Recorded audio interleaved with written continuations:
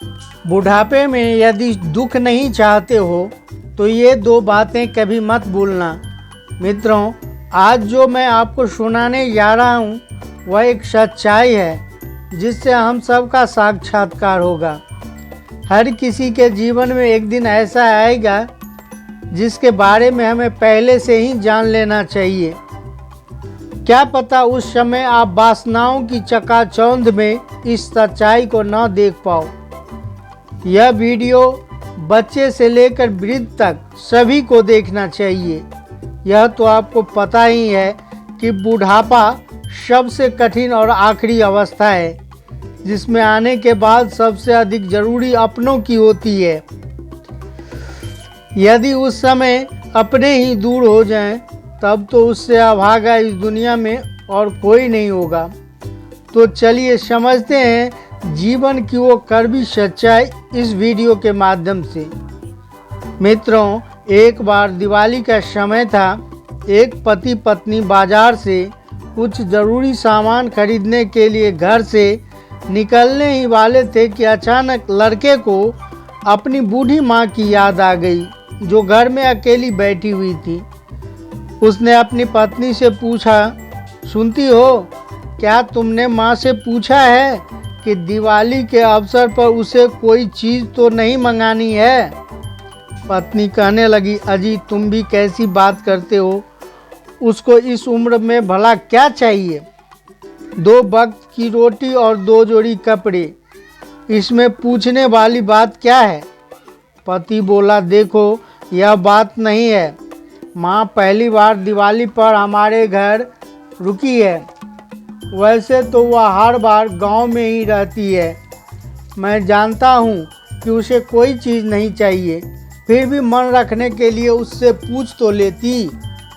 पति की बात सुनकर पत्नी पति पर झड़कते हुए बोली, अरे इतना ही तुम्हें माँ पर प्यार उमड़ रहा है तो स्वयं जाकर क्यों नहीं पूछ लेते? और इतना कहकर वह बैग लेकर घर से झल्लाती हुई बाहर निकल गई। पत्नी को नाराज देखकर बेटे का मन नहीं माना। वह अपनी माँ के पास पहुँचा और बोला, हे माँ, हम दिवाली का सामान खरीदने बाजार जा रहे हैं। यदि तुम्हें कोई चीज़ चाहिए तो बता दो, हम लेते आएंगे। माँ कहने लगी, बेटे मुझे कुछ नहीं चाहिए। लड़के ने फिर पूछा, हे माँ बता दो, जो भी तुम्हारी इच्छा हो। बेटे की जिद को देखकर माँ ने कहा, यदि तू नहीं मानता है तो रुको, मैं तुम्हें कुछ लिख कर देती हूँ। तुम्हें और बहू को बहुत खरीदारी करनी है, कहीं तुम भूल न जाओ। यह कहकर बूढ़ी माँ कमरे में चली गई और एक कागज़ पर लिखकर बेटे को दे दी। बेटे ने बिना पढ़े ही जेब में रख लिया और गाड़ी में जाकर बैठ गया। पत्नी पहले से ही गाड़ी में बैठी हुई थी। लड़के ने अपनी पत्नी को सुनाते हुए कहा, देखो मैंने तुमसे कहा था ना, माँ से भी पूछ लो यदि कोई सामान मंगाना है तो। माँ ने अपने लिए कुछ सामान की पर्ची बना कर दी है। कहते हैं इंसान जब तक जिंदा रहता है रोटी और कपड़ों के अतिरिक्त उसे बहुत कुछ चाहिए होता है। पत्नी कहने लगी, ठीक है, पहले मैं अपना सामान लूँगी, बाद में तुम माँ का पर्चा देखते रहना। इतना कहकर वे दोनों बाजार में चले गए। पत्नी ने बाजार से अपनी ज़रूरत का सामान खरीद लिए और पति से बोली, सुनो जी, खरीदारी करते करते मैं थक चुकी हूँ, मैं तब तक गाड़ी में जाकर बैठती हूँ। तुम अपनी माँ की लिस्ट देख लो और सामान खरीद लाओ। लड़के ने जेब से पर्चा निकाला और उसे देखने लगा। लिस्ट बहुत लंबी थी। पहले तो वह देखकर चौंक गया कि इतनी लंबी लिस्ट, पता नहीं माँ ने क्या क्या मंगाया है। ज़रूर अपने गांव वाले बहू और बेटे के लिए कुछ सामान लिखा होगा। पति की बात सुनकर पत्नी तपाक से बोली, और बनो श्रवण कुमार, माँ के सामान के बिना तुम्हारी रोटी नहीं पच रही थी। इतना कहकर वह पति की ओर गुस्से से देखने लगी। इधर पति ने माँ का दिया हुआ पर्चा पढ़ा तो पढ़ते पढ़ते उसके हाथ कांपने लगे, उसकी आंखें भर आई, उसका पूरा शरीर कांप रहा था। पति की ऐसी हालत देखकर पत्नी घबरा गई, पूछने लगी, क्या हुआ? ऐसा क्या मांग लिया तुम्हारी माँ ने?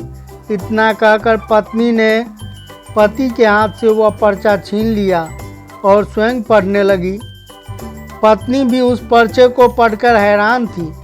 इतने बड़े पर्चे में सामान की जगह माँ का भाव लिखा हुआ था। जीवन की सारी इच्छाएं उस पर्चे में चंद शब्दों में व्यक्त की थी। उसने लिखी थी, बेटा, दिवाली पर तो क्या, किसी अवसर पर हमें कुछ नहीं चाहिए, फिर भी तुम जिद कर रहे हो तो मेरे लिए बाजार से किसी दुकान पर मिल जाए तो फुर्सत के कुछ पल मेरे लिए लेते आना, क्योंकि ढलती सांझ की तरह मेरे जीवन की भी सांझ हो रही है। मुझे इस गहराते अंधियारों से डर लगने लगा है। पल पल मौत को अपनी तरफ बढ़ती हुई देखकर डर लगता है।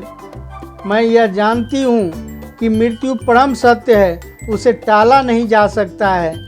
इस कमज़ोर वृद्ध शरीर के साथ अकेले रहने से बहुत घबराहट होती है। पता नहीं कब ये दिया बुझ जाए। जब तक तुम्हारे पास हूँ कुछ पल मेरे साथ भी बैठ जाया करूँ। थोड़ी देर के लिए ही सही मेरे बुढ़ापे का अकेलापन बांट भी लिया करूँ। तेरे पास रहने पर बिना दिया जलाए ही मेरे जीवन की सांझ रोशन हो जाएगी। कितने सालों से मैंने तेरा स्पर्श नहीं किया है। एक बार मेरी गोद में सर रख कर लेट जाना। मैं ममता भरी हथेली से तेरे सर को सहलाऊंगी। अपनों को अपने करीब पाकर मैं मौत से भी हंसकर मिलूंगी। क्या पता अगली दिवाली तक रहूं या न रहूं। मित्रों, माँ की भावों का अंतिम लाइन पढ़ते पढ़ते पत्नी भी फपक फपक कर रोने लगी। मित्रों, माता पिता जब बूढ़े हो जाते हैं तो हम लोग उन्हें बूढ़े और बुढ़िया की श्रेणी में रखते हैं। जिस समय उन्हें हमारे सहारे की ज़रूरत होती है उस समय ही हम उन्हें अकेला छोड़ देते हैं। एक तो बढ़ती उम्र और छीन होती सारी शक्तियाँ, कमज़ोर आँखें और शिथिल हाथ पैर, ऊपर से अपनों की दूरियाँ उन्हें और कमज़ोर बना देती है। ऐसे में वे जाएं तो कहाँ जाएं? दुख दर्द की बात सुनाएं तो किसे सुनाएं? जीवन में बड़े बड़े दुख देखे, तूफानों से भिड़ गए, फिर भी अपनों को कमज़ोर नहीं होने दिया। आज उन्हें जब अपनों ने अकेला छोड़ दिया तो वे टूट कर बिखर गए। सारी आशाएं टूट गई। ये वृद्ध लोग हमारे जीवन के कल्पतरु हैं। उनका यथोचित सम्मान और देखभाल करना चाहिए। यह सोचकर कि अब हमारे दिन भी बूढ़े होने के निकट आ गए हैं, कहीं हमारे अपने भी हमें छोड़कर अकेला न कर दे, उसकी तैयारी आज से ही शुरू कर दीजिए।